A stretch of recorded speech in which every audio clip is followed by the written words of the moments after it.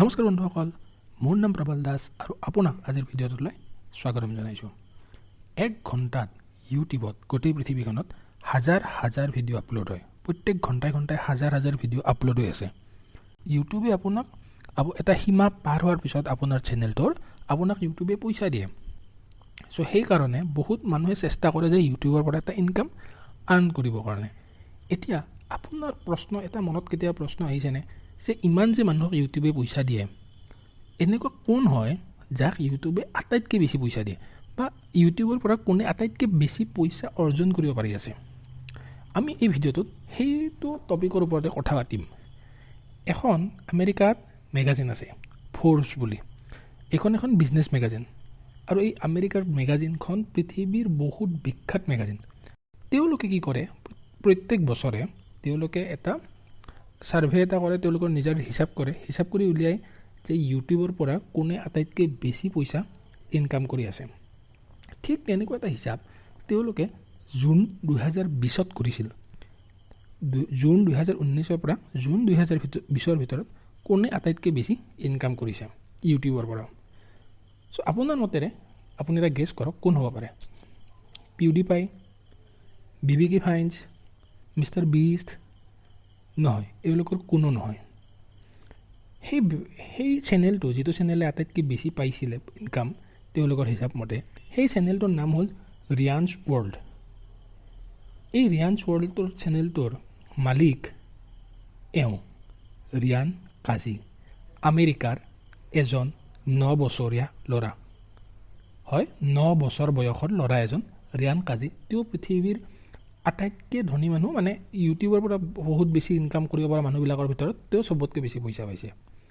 এতিয়া আপুনি যদি বহুত আচৰিত হৈছে যে 9 বছৰ বয়সত ইমান বেছি ইনকাম, তেনেহ'লে এইটো শুনি আৰু বেছি আচৰিত হ'ব যে এইটো প্ৰথম স্থান তেওঁ যোৱা 3 বছৰ ধৰি কৰি আছে।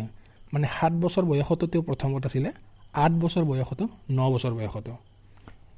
তেওঁলোকৰ হিচাপ মতে, ফ'ৰ্বছৰ হিচাপ মতে, এই যি 1 বছৰৰ টাইম আছিলে, তাত ৰিয়ান কাজিয়ে 219 কোটি টকা ইনকাম কৰিছে আমাৰ হিচাপত।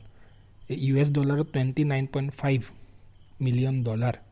সেইটো যদি আজিৰ আপুনি কনভাৰ্ট কৰে, আজিৰ তাৰিখত 219 কোটিৰ ওচৰত। গতিকে 219 কোটি টকা ইনকাম কৰা চেনেলটোত কি থাকিব?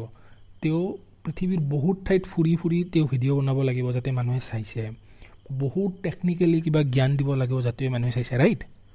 নহয়, এইটো চেনেল তেওঁ যেতিয়া ৰিয়ান কাজিৰ মাক দেউতাকে তেওঁৰ কাৰণে খুলি দিছিলে, সেই চেনেলটোত কি আছে জানে? সেই চেনেলটোত আছে আপোনাৰ এই যে পুতলা দোকানৰ পৰা কিনি তাৰে আনবক্সিং আৰু তাৰে ৰিভিউ।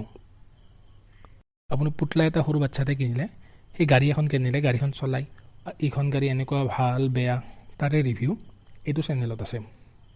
তেওঁৰ বৰ্তমান ছাবস্ক্ৰাইবাৰ 3 কোটিতকৈ বেছি। আৰু এই যিটো ইনকাম 219 কোটি টকাৰ, সেই ইনকামটোত অকল ইউটিউবৰ এডভাৰটাইজমেণ্টৰ পৰাই পোৱা নাই। অবভিয়াছলি ইউটিউবৰ এডভাৰটাইজমেণ্টৰ পৰা বহুত বেছি পইচা পাইছে।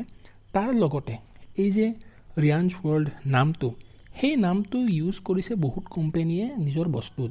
তাৰ কাৰণে ৰিয়ান কাজিয়ে লাইচেঞ্চ দিছে যে আপুনি এই ৰিয়ানছ ৱৰ্ল্ড নামটো আমাৰ চেনেলটোৰ লগত ইউজ কৰিব পাৰিব আপোনালোকৰ প্ৰডাক্টত, আপোনালোকৰ বস্তুবিলাকত। আৰু তাৰ পৰাও ৰিয়ান কাজিয়ে বহুত পইচা ইনকাম কৰিছে।